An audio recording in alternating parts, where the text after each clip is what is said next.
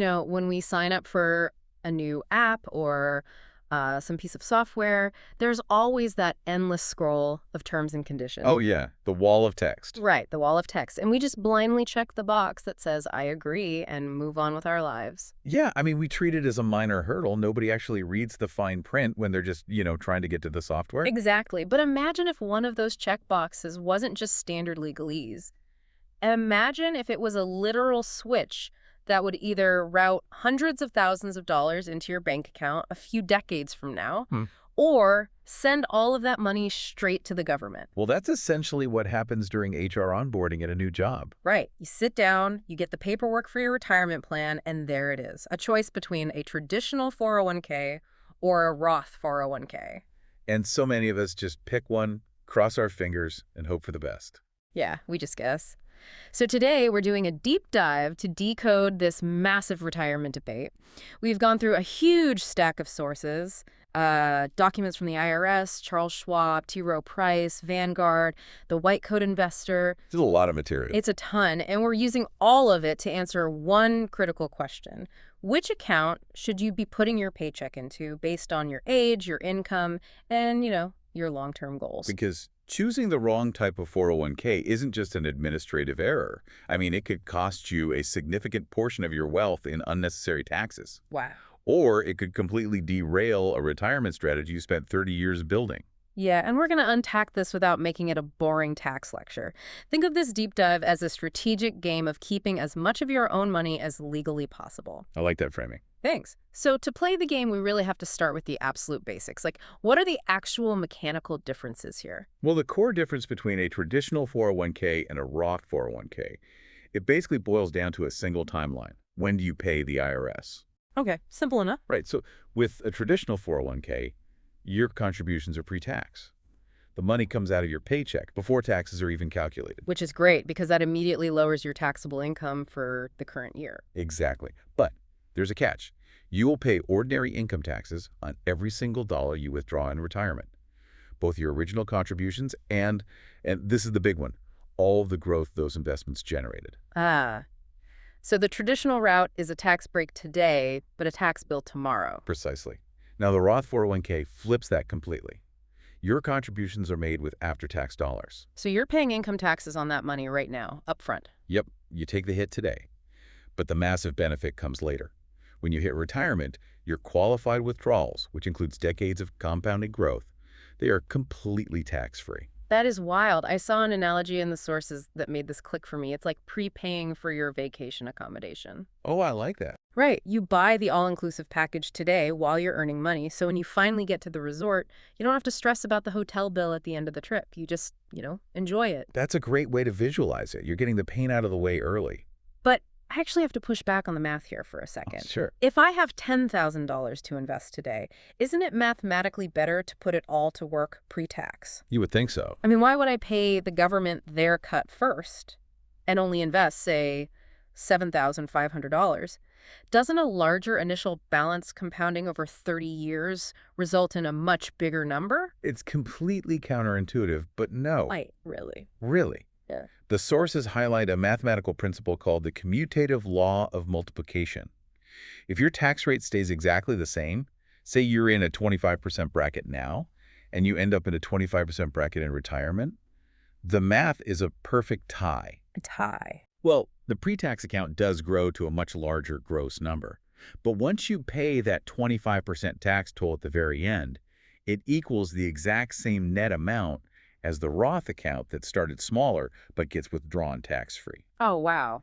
Assuming the tax rate stays identical. Exactly, which is the massive catch. I mean, your tax rate rarely stays the same throughout your life. That's true. So the real question you're answering when you check that box in HR is a prediction. You're basically betting on what your marginal tax rate is right now versus what your effective tax rate will be in the future. And considering the stakes, that is a really high-pressure bet.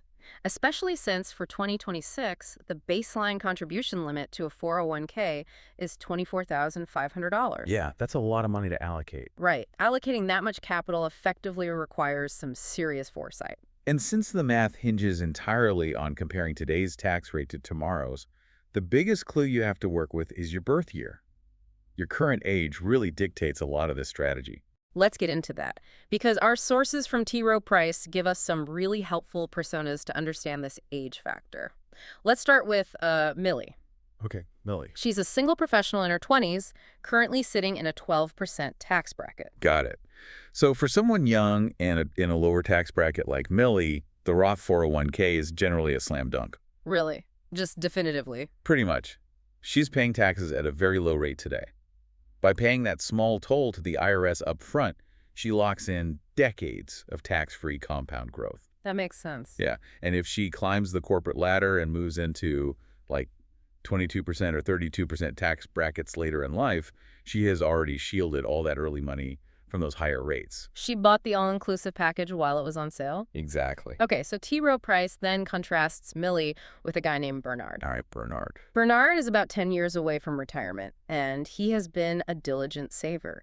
He's built a $3.2 million balance in his pre-tax traditional 401k. Wow, good for Bernard. Yeah. But now Bernard is in his peak earning years, so you'd think he'd want to keep using the traditional 401k to get the pre-tax deduction and lower his current high tax bill, right? On the surface, yes, you'd think that. But Bernard has a looming problem hidden in that massive traditional balance. Which is? Required minimum distributions, or RMDs. Okay, what are those? Well, the government allowed Bernard to defer taxes on that $3.2 million. Yeah. Decades, right? Right. But they won't let him defer them forever.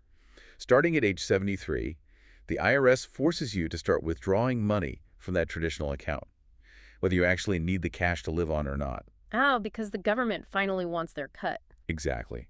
And since his balance is so huge, those forced withdrawals are going to be massive. How massive are we talking? The sources project his RMD at age 80 could be around $171,000 in a single year. Wait, $171,000 just from the forced withdrawal? Yes. And when you add that to his Social Security income, those forced withdrawals could easily push him into a higher tax bracket in retirement than he is in right now while he's working. Oh my gosh. So by diligently deferring his taxes, he accidentally built a tax bomb that's going to explode in his 70s. That's a perfect way to describe it. So for Bernard, switching his current paycheck contributions to a Roth 401k makes a lot of sense. To stop adding to the bomb. Exactly. It stops that pre-tax bomb from growing any larger. Plus, there's a huge legislative advantage here. Oh, what's that? As of 2024, Roth 401ks no longer have RMDs during the account owner's lifetime. Oh, wow. Yeah, they used to, but the rules change. So Bernard could just let that newly contributed Roth money sit and grow tax-free for as long as he wants. So age and the size of your existing accounts clearly push you in one direction or the other, but age isn't the only factor, is it? Not at all. Because if someone is 25 but struggling to make rent, 40 years of compound interest doesn't help them buy groceries today. Cash flow dictates everything. Cash flow is a very real constraint. It can completely override your age. Take another persona from the sources, Edward. Okay. Edward earns $30,000 a year. He's tight on cash, but he knows he desperately needs to secure his employer's 401k match, so he's not leaving free money on the table. Right. You never want to miss the match. Right. So even though Edward is in a low tax bracket like Millie, the traditional 401k is probably better for him. Wait, really? Even in a low bracket? Yes. Making a pre-tax contribution lowers his taxable income today, which means his net take-home pay doesn't drop as drastically as it would if he made an after-tax Roth contribution. Oh, I see. The traditional 401k literally gives his current budget the breathing room to afford saving for retirement. It acts as a lifeline. Exactly. Now, contrast Edward's cash flow with Xavier. Xavier is a peak earner making $375,000 a year. Okay, quite the jump. Yeah. He's married, filing jointly, and sitting near the absolute top of the federal tax brackets. Xavier is getting hammered by taxes every time he gets paid. Right, so for Xavier, the traditional 401k is typically the clear winner. Because he needs the break now. Yep. He takes the tax deduction now, while his marginal rate is punishingly high. When he retires, he'll likely step down his lifestyle and income significantly. That allows him to withdraw that deferred money at a much lower effective tax rate later. But wait, I found something in the White Coat Investor sources that completely twists this logic for high earners. Oh, the super saver loophole. Yes. They bring up this fascinating loophole for people they call super savers. Let's look at a persona named Patricia. She makes $130,000 And she is so frugal that she can comfortably afford to max out the $24,500 IRS limit. Okay. Regardless of whether she takes the tax hit today or tomorrow, in her case, isn't the Roth actually letting her save more total money? Mathematically, it absolutely is. I thought of it like this. Think of the 401k contribution limit as a suitcase. A suitcase, okay. The IRS says you are only allowed to pack $24,500 into it this year. If you pack traditional pre-tax money, you haven't paid the toll yet. The IRS essentially owns a percentage of the close inside that suitcase. Right, you'll have to hand them over later. Exactly. But if you pack Roth post-tax money, it's like a compressed suitcase. You already paid the toll at the border. Every single dollar stuffed inside belongs entirely to you. That is spot on. $24,500 of post-tax money in a Roth is vastly more valuable than the same amount of pre-tax money in a traditional account. Because of the compression? Yes. For high earners who want to cram the absolute maximum amount of wealth into a tax-advantaged shelter, the Roth limit is effectively higher because of that compression. That's such a cool trick. And here's another kicker. Unlike a standard Roth IRA, which legally restricts high earners from contributing directly. Right, the income limits. Exactly. A Roth 401k has absolutely no income limits to participate. Literally anyone can use it. Anyone. But what if you're a high earner and you're getting older? This is where the landscape completely shifts because the government just took the choice away for a whole segment of the workforce. Ah, yes. This is a massive structural change from the Secure 2.0 Act. And this specific provision went into full effect this year on January 1st, 2026. I read this in the sources and couldn't believe it. Break down this new rule. Okay, so if you are aged 50 or older and your FICA wages with your current employer were over $150,000 last year, you are now legally required to make your catch-up contributions on a Roth after-tax basis. Wait, FICA wages, just to translate that from IRS speak? It basically means the wages subject to Social Security and Medicare taxes. For most folks, you can just look at your W-2 income from that specific employer. Okay, so if you're over 50 and making over 150 grand, the IRS is forcing you to pay taxes up front on those catch-up dollars. Yep. You can't use the traditional pre-tax bucket for them anymore. Why would Congress force this? Well, because the government needed a way to fund other parts of the Secure 2.0 bill.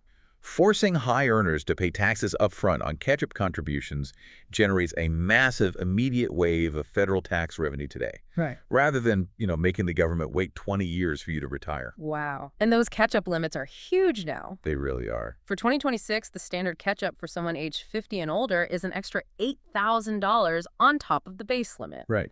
But there's a brand new tier that just opened up. If you are aged 60, 61, 62, or 63, there is a special catch-up limit of $11,250. Think about how that impacts your paycheck this year. If you're a 60-year-old high earner, you're being forced to put over 11 grand into a Roth account. Forced. You're going to see a very noticeable drop in your net take-home pay because you are losing the pre-tax deduction on all of those catch-up dollars. That brings up a critical question about employer behavior. Let's say I'm in that boat, or I just decide on my own to put 100% of my money into a Roth 401k. Does my employer match go into the Roth account too? Like, do I get tax-free money? Unfortunately, no. The IRS rules dictate that employer matching contributions always go into a traditional pre-tax account. Seriously. Even if I strictly elect a Roth-only strategy for my own paycheck, I'm still going to end up with two separate accounts. Yep. You'll have your Roth 401k holding your after-tax contributions and their tax-free growth, and a traditional 401k sitting right next to it, holding your employer's pre-tax contributions and their taxable growth. So it's inevitable. Assuming you get a company match, yeah, you're going to end up with a mix of pre-tax and after-tax money, regardless of what you choose. Which, honestly, is probably the safest outcome. Since you're destined to end up with a mix of accounts anyway, how do we evaluate the final pros and cons to build a bulletproof strategy? Because I saw some serious traps in the fine print. Oh, there are definitely traps. The first major trap with a Roth is the 5-year rule. Okay, what's that? To withdraw your earnings from a Roth 401k, completely tax-free, 2 conditions must be met. You have to be at least 59 and a half years old, and you must have held the Roth account for at least 5 taxable years. Oh, I see. So if you're 58 and you start contributing to a Roth 401k for the very first time. You can't just pull the earnings out tax-free the moment you turn 59 and a half. You have to wait until you clear that 5-year hurdle. That's a dangerous timeline to manage if you're getting a late start on Roth contributions. It really is. And there's another trap that jumped out from the sources regarding state taxes. It's a massive geographic blind spot. Ah, the California to Florida pipeline. Exactly. Let's say you currently live and work in California, where state income taxes are notoriously high. But your dream is to retire to Florida, which has no state income tax at all. Right. If you make Roth contributions while working in California, you are prepaying state taxes at California's peak rates. Yeah. If you had utilized a traditional 401k, you would have bypassed those state taxes entirely while contributing. Then, when you eventually withdraw the money as a resident of Florida, you wouldn't owe state taxes there either. So prepaying high state taxes today just to move to a tax-free state tomorrow is literally throwing money out the window. Pretty much. You really have to project where you will physically be living. Okay, so those are the pitfalls. But there has to be a reason financial advisors love Roths so much. Beyond just the tax-free growth, what's the hidden superpower? Well, the Roth is an unparalleled tool for estate planning and passing wealth to the next generation. Because of the changes from the Secure Act? Precisely. If you leave a massive traditional 401k to a non-spouse, heir like your children, they are now forced to completely empty that account and pay taxes on every dollar within 10 years of inheriting it. Only 10 years. Yeah, and that 10-year drain can create a catastrophic tax burden for your kids, especially since they'll likely be in their own peak earning years when they inherit it. That's rough. But if they inherit a Roth account, they still have to withdraw the money within 10 years, but it's completely tax-free. The burden completely vanishes. Wow. Okay, so we have these incredible benefits for generational wealth, but we also have terrifying traps if we guess our future tax bracket wrong or move to the wrong state. If predicting the future is impossible, what's the actual playbook here? The playbook relies on a concept called tax diversification. Tax diversification. Okay? Just like you wouldn't put all your money into a single stock, you shouldn't put all your retirement liability into a single tax treatment. You want both traditional pre-tax buckets and Roth tax-free buckets at your disposal. How does that actually play out when you're retired, like day to day? It gives you tactical flexibility. Imagine you're 70 years old, retired, and you suddenly need to buy a new car or cover a major medical expense. Okay. If you pull $80,000 all at once from a traditional 401k, that huge withdrawal is treated as ordinary income. It might bump you into a severely higher tax bracket for the year. Even worse, it could trigger higher Medicare premiums, which are known as IRMAA surcharges. Yes, because your Medicare premiums are directly tied to your reported taxable income. A spike in income means a spike in your healthcare cost. It's like a hidden tax. Exactly. But if you have tax diversification, you play it smart. You pull money from your traditional account only up to the top of your current low tax bracket. Okay. Then, to get the rest of the cash for the car, you switch over and pull from your Roth bucket. Because Roth withdrawals don't count as taxable income, your tax bracket stays low, and you remain completely protected from those Medicare premium spikes. That flexibility really is the ultimate superpower. It lets you pilot your own tax rate year by year instead of being at the mercy of the IRS. That's the goal. Let's bring this all together. We started by looking at a simple checkbox in your HR portal and realized it basically dictates the trajectory of your wealth.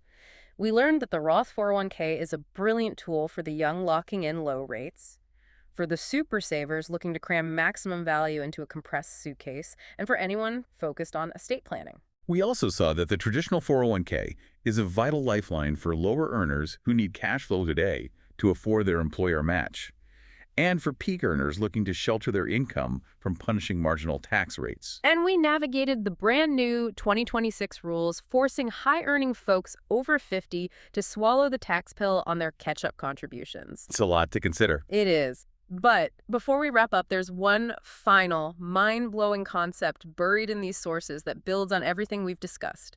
It's called the Mega Backdoor Roth. Oh boy. This is a strategy strictly for those who want to push the absolute limits of the tax code. We established earlier that the standard limit for your contributions is $24,500. But the total limit for a 401k, which includes your contributions plus your employer's match, is actually astronomically higher. It is. For 2026, the overall ceiling is $72,000, or up to $83,250 if you fall into that special 60 to 63 age bracket. But most people never come close to hitting that total ceiling because employer matches aren't usually that generous. Right. But what if you could fill that gap yourself? That's where the mega backdoor comes in. Exactly. If your employer's specific plan allows for two rare features, after-tax non-Roth contributions and in-plan Roth conversions, you can completely bypass the standard limits. You max out your 24 grand, collect your employer match, and then you just keep funneling thousands of after-tax dollars straight into the plan, immediately converting it to Roth. You could potentially stuff up to $72,000 a year into an impenetrable tax-free Roth shelter. It entirely depends on whether your company's plan allows those specific in-service conversions. You have to comb through your specific plan documents to find out, but it's an incredibly potent tool if you have access to it. Which brings us to your mission for today. Don't just blindly sign the terms and conditions of your financial future. Log into your HR portal. Dive into your employer's 401k plan documents. See what's actually under the hood. Exactly. Find out if they hold the keys to a mega backdoor Roth, or if you need to pivot your paycheck allocations to build that tax diversification shield. Keep questioning your assumptions, keep learning the rules of the game, and keep diving deep.